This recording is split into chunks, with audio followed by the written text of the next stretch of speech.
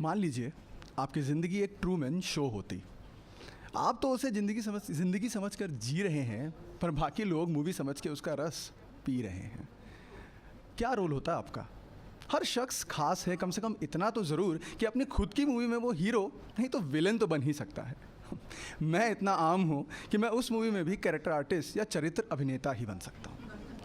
उसके हीरो होंगे मेरे पापा, जिन्होंने अपना पैसा, पुरुषार्थ और परिश्रम सिर्फ मुझे बनाने में लगा दिया और हमारे सपने सच हो सकें इसलिए अपनी नींद को हमारे बिस्तरों में ही कहीं दबा दिया।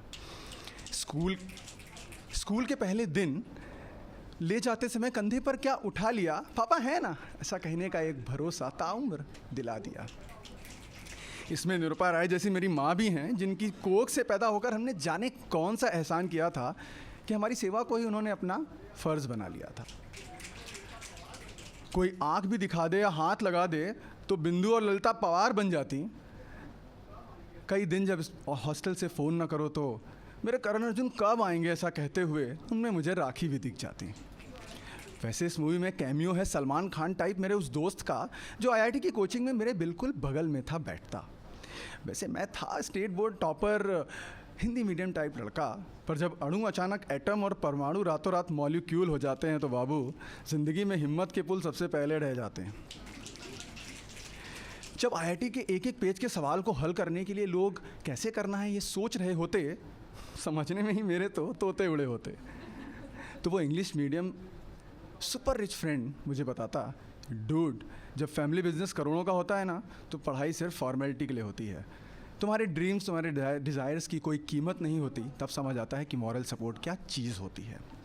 तो जब वो महलों वाला लड़का मेरे साथ इस वजह से मेरे 2 BHK में साथ पढ़ता तो मुझे अपने चैलेंजेस थोड़े छोटे लगते। फिजिक्स केमिस्ट्री के साथ हिंदी टू इंग्लिश ट्रांसलेशन के भी नोट्स बनते चलते। आईआईटी, अरे मेरी मूवी के विलेन से तो मिल लीजिए। आईआईटी में पहली बार मैं घर से दूर रहने गया था। मुझे नहीं पता था कि मेरा सामना बोर्डिंग स्कूल के वेटरन से होने वाला था।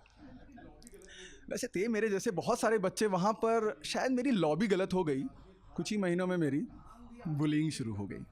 मैं आदमी था 1.5 हड्डी का, काम भी आड़े तिरछे ही करता था और शायद इसीलिए उनके मनोरंजन का साधन या पंचिंग बैग बना रहता था। जब वो रंजीत और शक्ति कपूर टाइप का ग्रुप मेरे मज़े लेता, मुझे पता होता कि उनका है एक अमरीश पुरी जैसा कोई नेता। इसी दौरान थिएटर और स्टेज करने से कॉन्फिडेंस इतना बढ़ गया कि मूवी में अब एक्शन का भी समावेश हो गया। तो एक प्रेम चोपड़ा टाइप के लड़के के भड़काने पर और सेकेंड ईयर में फिर से मेरा मजाक उड़ाने पर मैंने एक रात अमरीश पुरी की सत्ता को चुनौती दे दी। फटे मेरे कपड़े भी थे, बालों पे उसके भी कुछ खून सा था। 2 साल की भड़ास निकाल कर भी मन कुछ शर्मिंदा सा था। तो मुझ सर्किट की ज़िंदगी में एंट्री हुई मुन्ना भाई जैसे संजू बाबा की, जिसने मुझे समझाया कि जब कोई तुम्हें तमाचा मारे तो उसे पलट कर नहीं है मारते, खुद को इतना ऊंचा उठा लेते हैं कि अगली बार उसके हाथ खुद हैं कांपते। तो उस सेमेस्टर मैंने कॉलेज लगभग टॉप मारा था। नहीं पता था कि 2 साल बाद मूवी में तमाशा का पीयूष मिश्रा आने वाला था।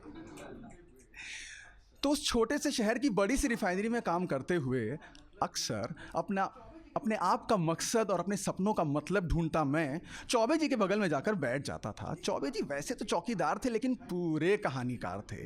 एक रात उन्होंने मुझे एक बात क्या समझाई जैसे मेरे जीवन की एक गुत्थी ही सुलझाई।